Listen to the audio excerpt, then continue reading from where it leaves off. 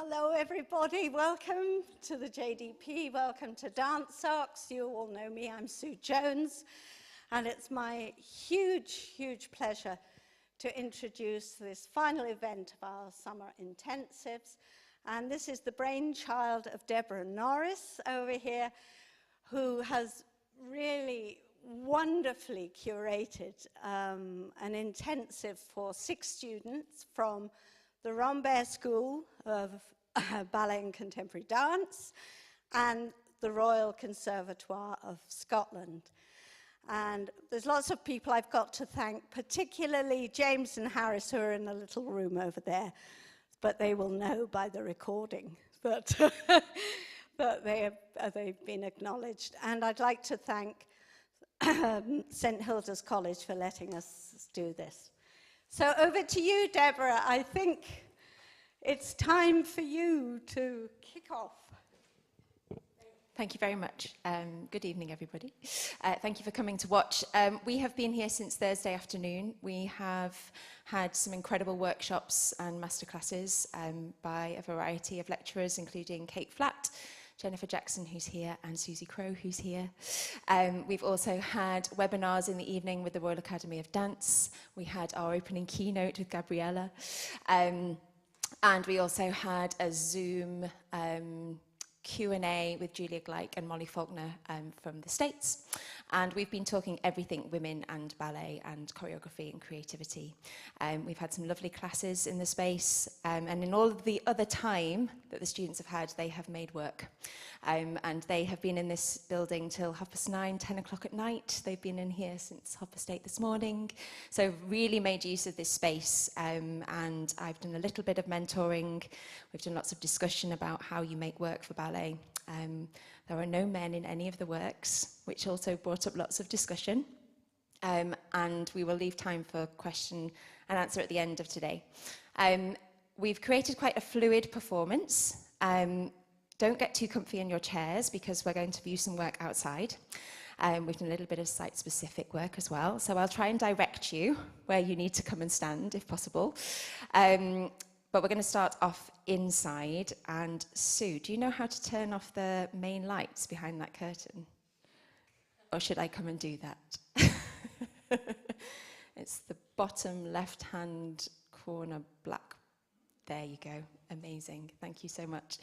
So I'm also playing technician for this as well, so excuse any sound issues, but I will do my best. The first piece is choreographed by Amy Groves from the Royal Conservatoire of Scotland.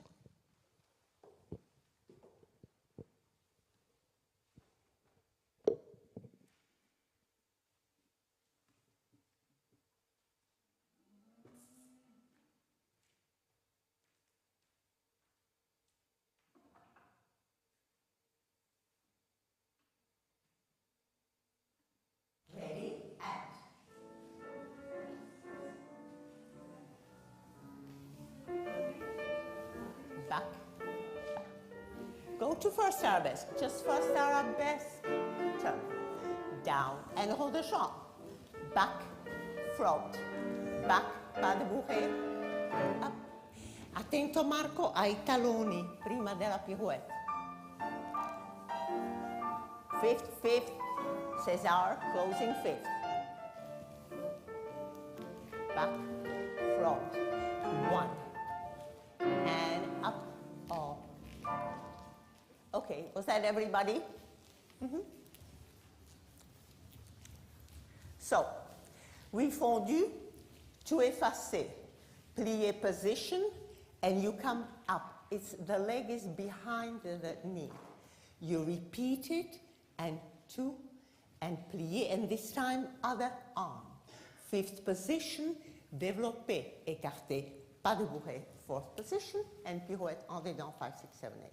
I repeat, 1 fondu to the front, plié in position, and you have supporting side arm up. You repeat it, ti-da-dam, plié, don't forget to lift the leg, change the arms. 5th, développé, pas de bourrée. 4th position, and last 4 counts turn. Yeah? Ready?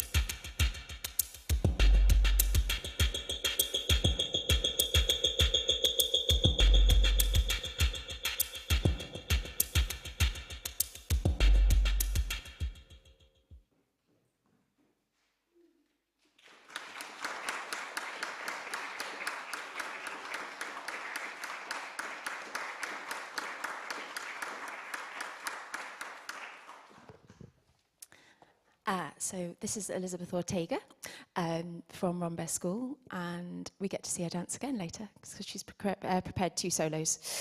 So thank you very much, Elizabeth. I'm sure people will want to talk to you about that. We're now going to move outside. We're going to see 3 works outside. So we're going to start off just across the lawn a little bit. We're going to see a solo that Felicity Chadwick from Rambert School has made on one of the dancers, Rose from the RCS. So we'll start sort of over a little bit further over on the lawn. Then we're going to come back a little bit closer to this building. I have a premiere of a work on Friday actually at Cambridge Folk Festival, and 3 of the dancers are here to show a couple of extracts, mainly so they can get used to dancing on grass, because that's where we're going to dance on Friday. So I'm really glad that they've come. They're actually all Rambert School graduates as well, which I'm really lucky to have. And then we're going to watch a piece that is actually taking place inside the conservatory here, but we're going to view it from outside. So I'll try and direct you as much as possible, but if we can sort of head out, and hopefully you will see Rose sat on a bench in the far corner, and I will just move all the technical equipment.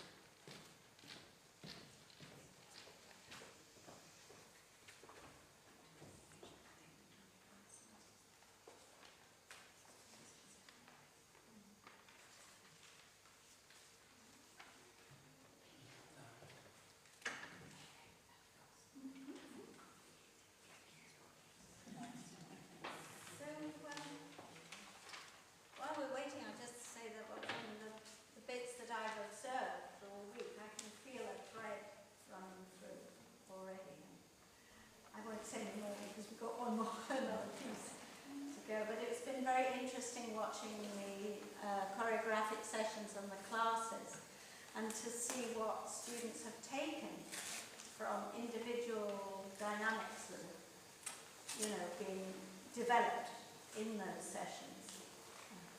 They're ready.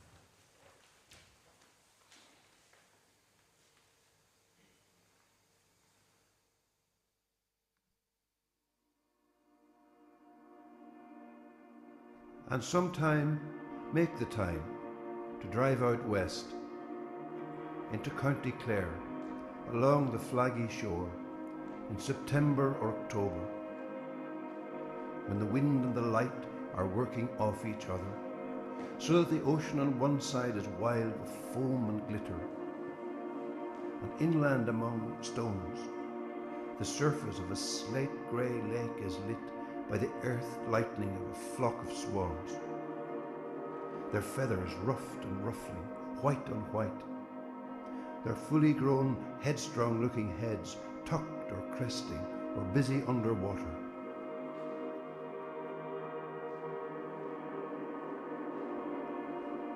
Useless to think you'll park and capture it more thoroughly. You are neither here nor there.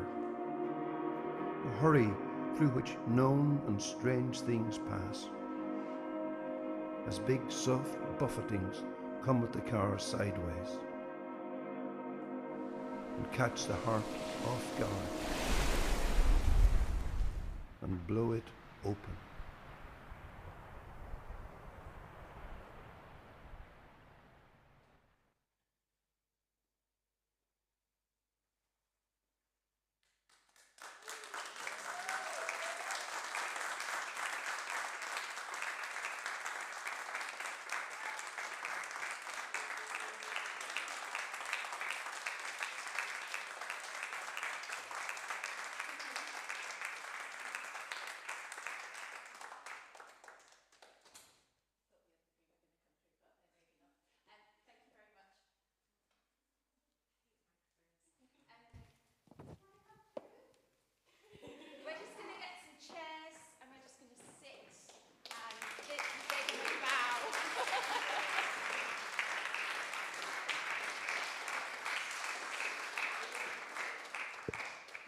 So if we just grab some chairs from the back rows and we'll just make a little semicircle and then we'll take some questions. Decided chairs, okay. I just want to make sure these work. Hello.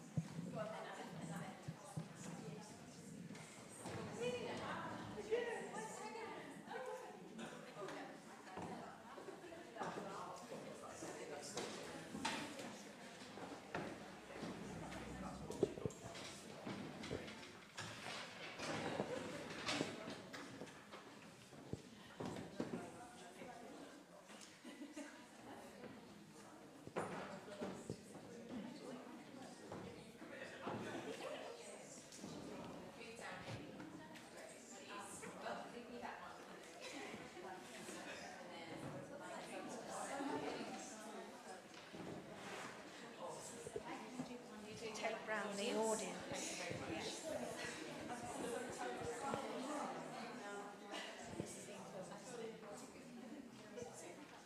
I imagine it is, yeah. Okay. Thank you very much for watching our short and sweet sharing.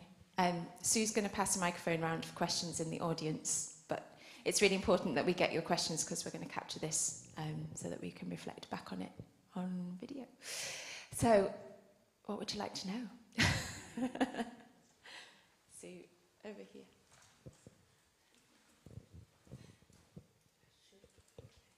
Well, I hope it works. First of all, I'd like to thank you. It's just absolutely fantastic work. I mean, both the choreography and the performance are absolutely wonderful. But I was very struck by the amount of text there is obviously in these works today. I mean, specifically in the Heaney, having the Heaney as the music, basically, of the last piece, but also the texts that are behind some of these pieces, Elizabeth's poem, the Audre Lorde poem, the interpretation of the gallery scene in Villette, which I thought was brilliant.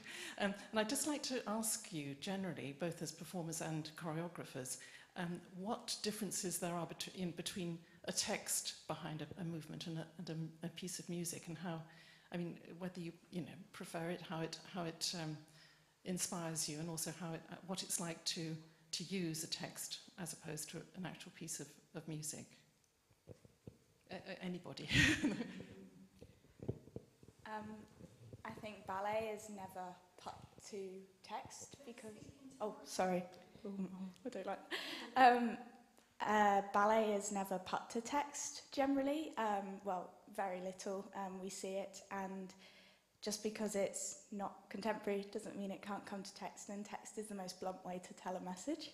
And if you want to tell a message, then do it in the most efficient way possible sometimes. I don't know if anyone else agrees, but yeah.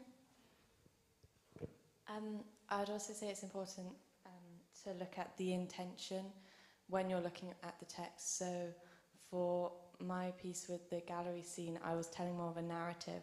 So I was looking at what the text was saying, more literally, what the characters were doing, where in the story that was. So I was looking at it more literally, but I mean, I don't want to speak for the others, but like maybe more with the poem, you're looking at more of the emotion behind it, but then also, because, yeah, maybe Rose, you're best to answer this for your poem, but yeah, so for mine, I was looking less at the emotion behind this, and actually, Debbie, I remember we had a chat about when trying to show narrative,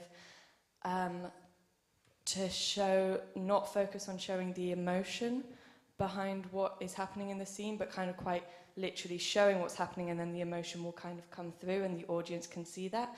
But sorry, Debbie, maybe you can explain it a bit better, but that I remember us having a conversation about that. So say in the gallery scene, there was a lot of frustration between the two characters, but I didn't want to choreograph frustration. I wanted to choreograph quite literally what was happening with Empel trying to take Lucy away from one of the set paintings, and then frustration was then shown. Instead of being like, I'm going to choreograph frustration, I wanted to show the narrative and that storyline, and then hopefully that will come through. So that was kind of how I used text, because I was showing more of a narrative. But for others, we definitely used it in different ways, if you want to share.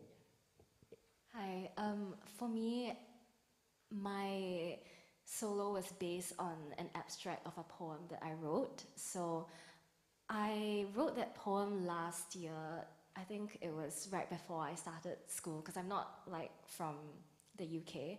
So I think when I wrote it, I remember sitting outside in like my homestay's garden and just feeling like very relaxed in the sun, kind of like captured in that moment, but also feeling a bit nervous because like I was gonna start school in a new environment and everything. So I feel like for me, I kind of drew the emotion from the poem that I wrote for my dance, for my piece, and I was trying to like portray that for my solo. Yeah.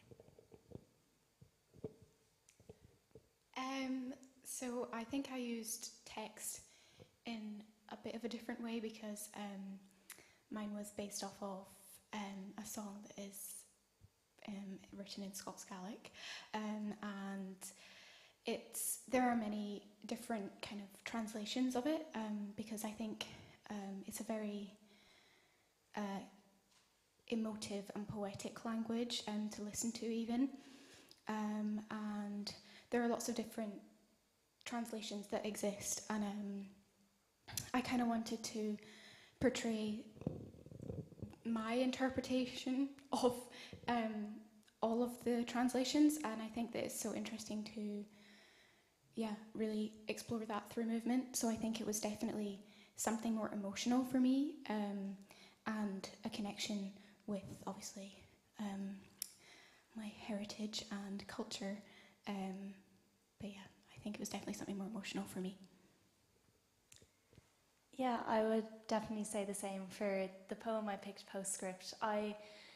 I've been to the west of Ireland every year for the summer, and I just think that Heaney really just captures everything that is so special about the landscape, and I wanted to use his imagery and his words and kind of try and translate that into dance, but then also explore the poetic side of it, in a sense that poetry can be open to many interpretations and it can mean different things for different people. And I think that especially the last line, and I asked the dancers how they felt about it, and this line, it goes, and catch the heart off guard and blow it open. And I think that can mean very different things for different people. And you know, I just wanted to kind of explore, and I wanted the dancers to explore how that would feel for them. Like, what does that feel like, you know, to have your heart caught off guard? And I think there's so much power in words, and then to be able to kind of translate that into dance, because obviously dance is such a powerful form of communication as well. I kind of wanted to play with that, and that's why I used that poem to do that. So, yes. Rose, I thought your images of the sea were absolutely extraordinary. I wondered if you were thinking about the rhythm of the waves, you know, this diastolic, systolic rhythm. I want to say that it's not a question, but it was tremendous to have a narrative ballet and a sitting where the wave came. And I was swamped in water, and then I watched it recede. It was a beautiful image, it really was. Thank you. Congratulations. Thank I've really enjoyed this evening. Yeah, it was that particular line, just the wild with foam and glitter. I mean, it's such a beautiful image and so accurate. And then I think we kind of had a bit of a play around, and just we thought of how waves crash and how it all kind of comes like this, and it just keeps going, and it comes from underneath and over, and then back under again, and it's all continuous. And yeah, it was really fun to play with that particular image. So yeah, thank you. Which brings me on to the idea of rhythm that you seem to all bring out from the text that you've been looking at or you've made up yourself. And Martha, I was thinking particularly of Villette, and how extraordinary that you made very disjunctive rhythms there. You created those rhythms. Did you find them in the text itself, or were you superimposing something of your own idea on top of the rhythm, on top of the text? Yeah, I think so I chose to use the style of film director Wes Anderson. I really like his work, so I've kind of I've really studied his films and everything, and I've taken all his stylistic features and tried to incorporate that into a dance. And I think his works are very rhythmic, like to the camera pans and everything. It's very, very on the point to give this almost artificial feeling. And a lot of his work, so he tries to go against naturalism, so he wants to see the work of the director. And so for me, I wanted to show the work of the choreographer. I wanted it to be, oh yeah, she has told the dancers to look at this point and make that really clear and have that as a decision. And I think the music really helped with that, because for quite a lot of it, I hope it wasn't too annoying for the dancers, but I was kind of like, you can improvise the timing. So even though it was, I'd say, like quite clear and distinct, there was still like room for play with that. And I think the music helped, because there was so many little beats in it that at any point you could make a sharp head and the music would kind of carry that. So I was happy to let them play, and so like it has been a little bit different each time we do it, because I think, yeah, just the dancers' talents and everything, like it really comes with the music. So I'd say, yeah, I was very, I want it to be very rhythmical, but there was still definitely room for play with that. And yeah, so I tried to keep to the style of Wes Anderson with, yeah. Does that answer your question. Yeah. Claire's a writer herself, so she... Yeah. Would you want to say something about ballet? Well, probably not at this point, no, but it was just such an interesting choice of not just the novel, but the scene in the novel too. Yeah. And as Sue was saying about the rhythm of the narrative, you know, that it's such a dense and interesting book, yeah, but no, it's fantastic. And like Peter, I thought the sea, it's actually really like the sea, wasn't it? It's kind of magical, really. It's wonderful creation of that. And just with 5 people, it was 5, wasn't it? Bodies, I thought it was remarkable. Yeah, that's great.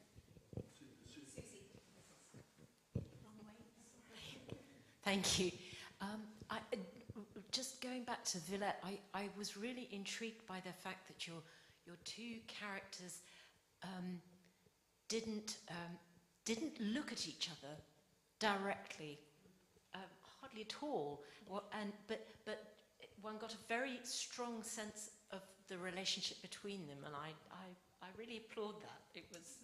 It was fascinating that you could actually get that. That's the absolute sense of a kind of a dialogue, and an edgy dialogue and a relationship without them making eye contact. Yes. So. Thank you. I think what I'd like to say in regards to that, I think in getting to work with like Amy and Felicity, like this whole like process, I think has been able to make that happen, because we have spent like 5 days like living together. We've spent, well, basically all our time together. So then to be able to, like, in our creation process, when we've been we're in the conservatory and stuff, but it made it really easy. And so I think, yeah, because we have spent the last few days really close, which meant that then when they were playing with rhythms and stuff, that was able to happen really easily. So yeah, I applaud you guys for that. Debbie, do you have anything to say about your text?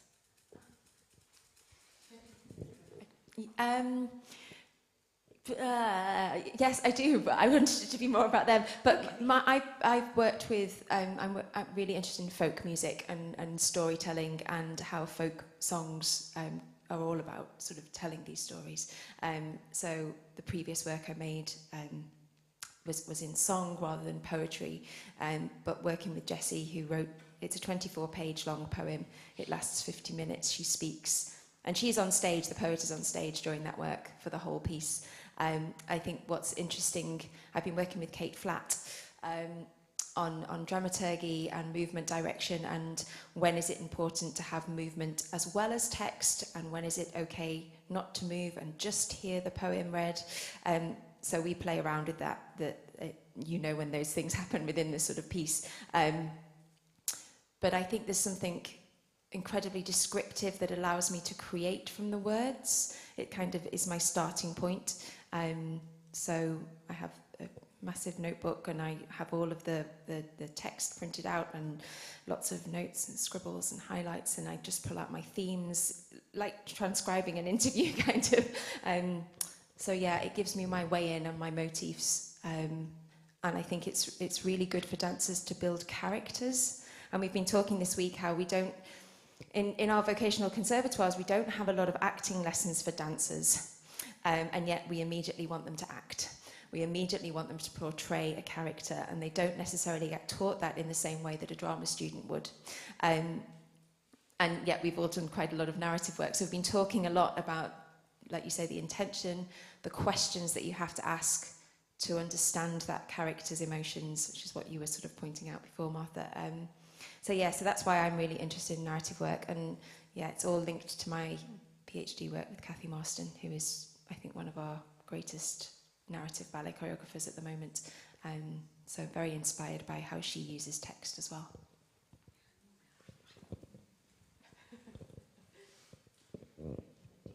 Just while you're talking about that one, I was just wondering what your process, your dance over there, was when you kind of have to absorb a role. Like you say, it's a bit like acting, isn't it? But I was just wondering what your kind of imaginational process was, and how you kind of get into the role, and when you're present with the dancing, does your own past experience come in? What happens in your mind, at least? Those three. Yeah, those Putting you on the spot, sorry.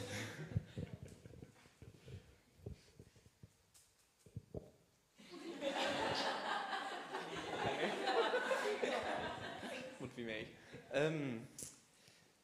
I think it's been quite an interesting process. Normally when you have to play a character, you have nothing to do with the author, but we've had Jessie in the room quite a lot, and so it's interesting to have her there because we can ask questions about the character and really get to know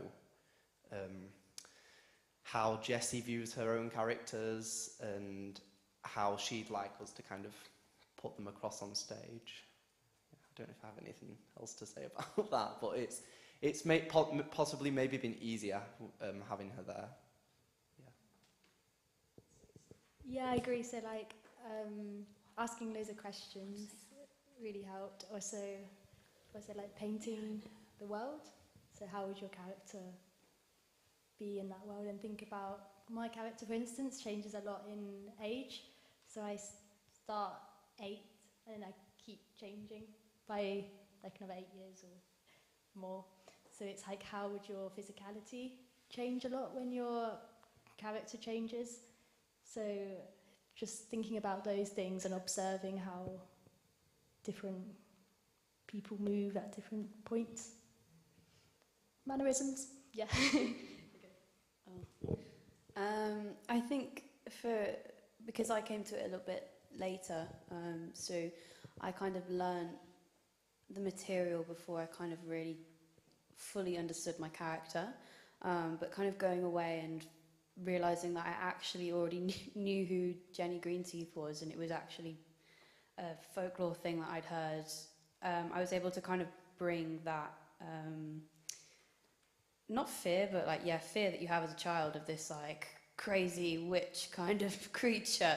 Like what is the flip side of that? And I think as well, it's just questions, like asking yourself, it's something that Debbie said to me is why are you sad, or why are you frustrated, or why are you happy, or why are you feeling these things? Not just, oh, I'm happy now, so I'm going to smile, or I'm really sad, so I'm going to like furrow my eyebrows. Like it's deeper than that. So yeah, I think that for me is one thing that I would definitely take away from this experience, because I haven't really done a lot of narrative things, having more of a contemporary background. It's all very abstract and out there, but yeah, it's definitely something, yeah, the questioning why you're doing something and not just accepting that someone has told you to do it, so that's why you're doing it.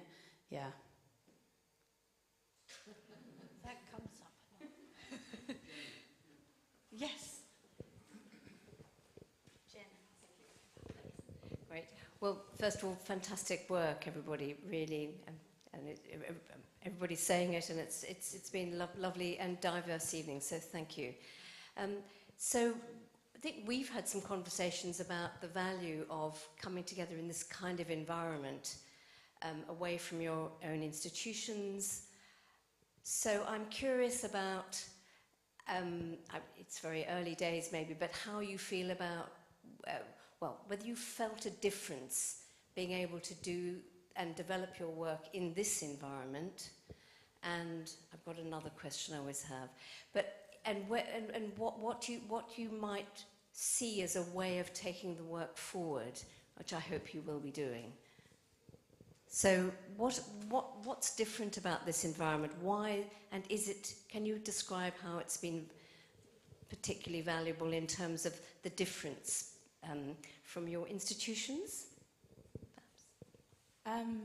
I think this experience has been unlike any other, because I think for all of us, we've all treated school and dance as two very separate things, and I've never thought, every time I was sat in school, I was like, I need to be dancing, this is pointless, I don't want to be here. I just want to get to the studio, when is it, 3 o'clock? And coming here, but don't get me wrong, I really enjoyed A-level English and A-levels and the academia side of it, but I never thought that they could be combined, and I never thought that there was a community in dance where people valued overthinking and where people valued being critical and saying why, and putting so many different ideas into just 1 minute piece. I thought most people will say, why are you doing that? Why are you making life difficult for yourself? But actually this has given me hope that there is meaning behind all that, and there's a reason that I naturally go to do that. And that, so for instance, in my piece, a bit of a light bulb moment for me this week was that, well, why do we find a certain position in ballet aesthetic? Why is that called aesthetic and that isn't? Like, why? So being able to play with that in a space where someone's going to there's no teacher saying, oh no, but you need to keep that for La Sylphide, or, you know, oh, but you need to, no, but come on, this audience isn't going to appreciate that, to have absolutely no limits, and it being able to put choreography that we learn every week at school, but it's always in contemporary, and we never learn choreography in our ballet shoes yet. But new ballets need making. Like, we're the next generation of choreographers, so I think being able to merge not only the academia and ballet, but also choreography and ballet are two things that aren't done very often in education at the minute.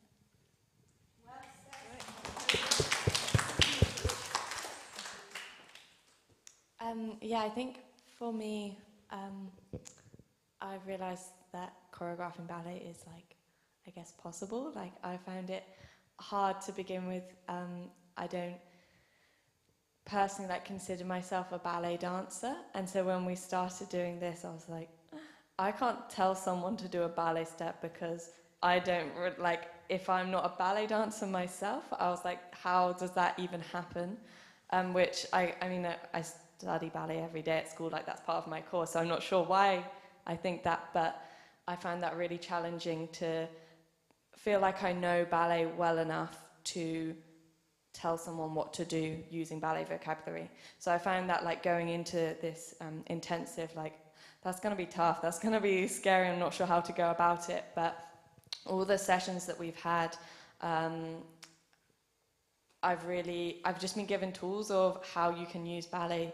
Something that's really, really stuck with me is on dehors, on dedans. Like, to be completely honest, I kind of was like, you do your on dejans, on dehors, on dedans, you do your pirouettes, and, like, I hadn't ever thought about that arm gesture that's on dehors, or how you use your head to go on dedans, and, like, just the emotions that automatically evokes, instead of having to artificially put that emotion on. Simply changing the arm on dehors, on dedans can tell so much, and just being able to explore that in this really safe space. Yes, thank you. So yeah, having all of that has just given me the tools to go, actually, I do know enough about ballet, I study it every day, so I can use those tools, I can use on dehors, on dedans to choreograph movement that tells a narrative, that explains something. And beforehand, I would have just been like, I have no clue. I would, like, just roll around on the floor, contemporary style. That's, like, what I would automatically go to. So it's been really nice to come away with it, realizing that I can tell someone how to do some ballet. So yeah, I'm very grateful for that. Yeah. Yes, for me, I find this whole project has been very eye-opening, with the sense that we have been around such influential women, you know, in all generations, and being put in a space where we're all very passionate about the same thing, but have completely different mindsets to where we want to take our choreography. And watching everyone's creation process has been really interesting as well, and how we interact with our dancers, how we start, the way that we've used our scenery, outside, inside, audience up, you know, everything has been really, really interesting. And also how I can take my classwork. We did a couple exercises where we did class, and then we were influenced by the movement from class, and we had to improvise with that. And that was really interesting, because I find when I start choreography before this, I just go into my kind of very typical moves that I find myself quite constrained in. And it's really interesting thinking, oh, that hand movement, like, from the beginning of class, like, how can I use that to influence further? So, yes. Yeah. For me, I feel like this few days has been a really condensed period for all of us. And I feel like sometimes when we are caught up with school and doing this project and that project and this assessment and that, we don't often have time to really sit down and kind of consolidate our thoughts and like have the free space to like experiment. So I feel like this period has been like very, very useful for me in particular. And also I think what we learned about On the All and On the Dawn, I feel like that has been something that really stuck with me and really helped me in my process, because I feel like, especially in improvisation, like in contemporary, since we don't really improvise in ballet class anyway, I feel like for us in improv at Rambert, like when we have Gaga, our teachers tell us to like, you know, you can move different body parts not symmetrically, but I think having the concept of On the All and On the Dawn in ballet, that kind of was the link for me between how can I use my knowledge in contemporary improvisation and bridge that to ballet, and how that can like help join both ballet and contemporary, because after all, both of them are dance forms and they shouldn't have to be that different. There are like many similar concepts, just that maybe stylistically a bit different. So I thought that was very, very useful for me. Yeah. I thought that was really obvious in your work, that you brought in the distinction, or the putting together of the lyrical and the mechanical. And you juxtapose those two styles, you know, with both pieces of work. Were you deliberately doing that? And I wondered if that also comes in part from an idea of being en dehors or moving inwards. I feel like for the outwards, you know. yeah. For the first solo, it was more of like geometrical structures, so I wasn't maybe thinking that much about inside, like internal and external rotation. But I feel like for my second solo, I was trying to think about how to find nuances in movement within a form and structure, and how can I find ways of moving, transitioning in and out of balletic structures and forms that we are all very, that we all know, like fifth position or fourth position, and how can I make the transitions interesting and find different ways I can move my body. Yeah. Thank you.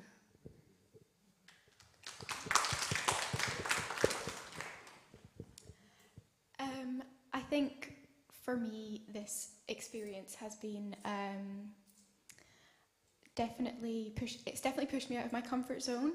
I think I love to get to the studio in the morning and take a class, and yeah, just then that class is done and I go to my next class, and I think this time has really given me the space and freedom to reflect with other people who are in my course and also out with my course and in the same situation as I am. And I think relating everything that I've learned, which has definitely transformed, honestly, my way of thinking about choreography and approaching choreography, specifically improvisation. I think it feels much less daunting now. I think the word improvisation, we've been talking about this, is very like, you hear it and you're like, oh. But I think that thinking about how you can utilize really simple movements, not basic, but simple movements, to express and emote. I think that was something I really wanted to explore in my own piece when choreographing, and I definitely asked the dancers about how they felt about the character, about the women who wrote the song that I based my work off of. And I think because there are different translations of the song, it was so interesting to see everybody else's interpretations of it as well. And I think a lot of the workshops that we've done have really helped me pinpoint how to clearly express that. Again, with the On dehors and On the Dawn, I think it was just so helpful to me in choreographing to feel connected to the character, and there was something in feeling it inside. I said to the dancers, you know, you don't need to express how you interpret that, because I think it's so personal, but feeling it inside, and I felt that in your piece, dancing from within. I think that was really interesting. And yeah, I think this piece came into it definitely feeling very scared, really, and daunted, but I'm coming out of it with a completely different approach, and yeah, I'm just excited to see where it takes me, and yeah, exploring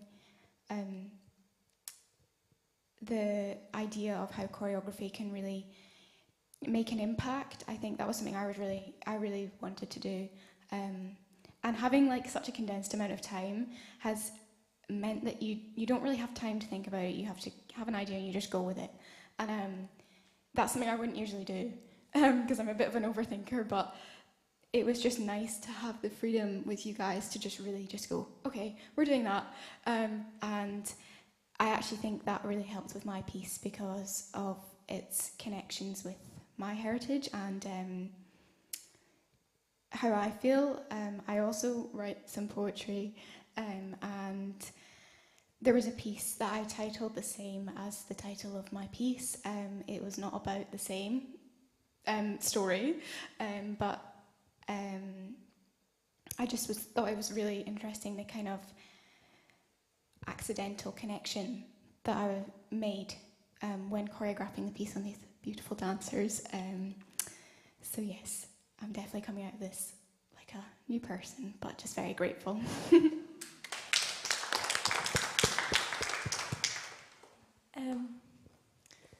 Yeah, I think that there are many things that I've learned from this week, and it'll probably take me a while to go home and process everything and just sit and kind of reflect for a while.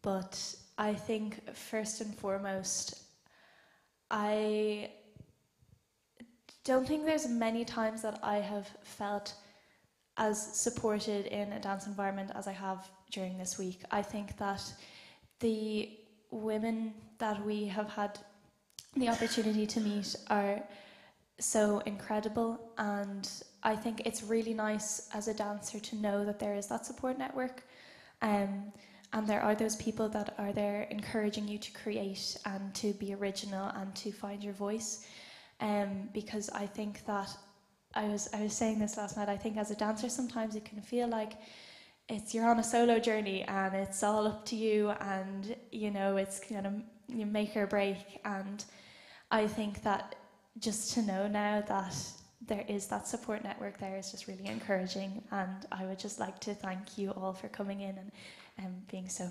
spectacular and really inspiring, I think, all of us. And yes, I think for creating ballet, I've never really tried it before, like creating ballet choreography. I think I find it easier for contemporary because I just like, oh.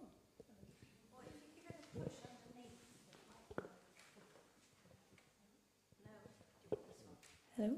Oh, I'm back. I'm back. I don't know what I did there. What was I saying? Yeah, so for contemporary, like, I think I have less experience in contemporary, but I'd find it easier just to throw myself into an improv, film myself, and then pick out bits. But I think for ballet, to find a starting point, I find that quite tricky. I didn't really know where to start. But upon reflection, I mean, I've been dancing since I was 3 doing ballet, and I have all this vocabulary. I mean, there's no reason why I shouldn't be able to create a piece of choreography with all I've learned. So I think it was just finding the starting points and picking elements from class and putting it together and improvising and not thinking so much, just trusting that all these elements are in our bodies and that we've been training for years, and it's all there. We just need to experiment. So that has been really cool and just an amazing revelation. And yes, I think I just can't wait to process everything and to just bring this forward and to try and encourage this kind of thinking in our conservatoire, and in, you know, if this can, you know, turn into a bigger movement. I mean, I just think, I wish every dancer could have the experience that I had and that we all had this week. I just think it would be incredible, and I really think it would change the whole industry. So yes, thank you so much, everyone. Thank you.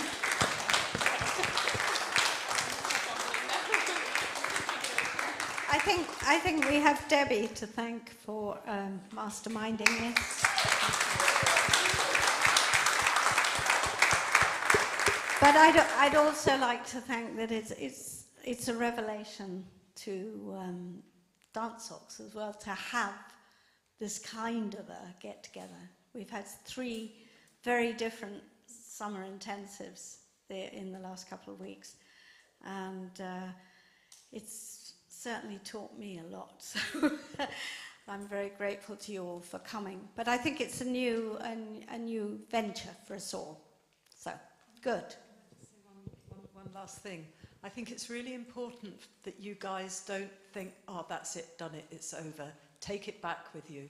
Take it back to your different conservatoires. Debbie's there to pull you lot in. And let's see them. Show them at the Conservatoire, show them at Rambert School, and then show people what can be done beyond the drive and the drag of going through school, where you do the technique. Bring it back with you and persuade your mates to carry it through as well. So Debbie, thank you. That is really brilliant. And also to Susie and Jenny Jackson, who are the 2 I do know who've done such good work here too, bringing forward what they do and bringing it out to these young people. It's fabulous. Thank you very much.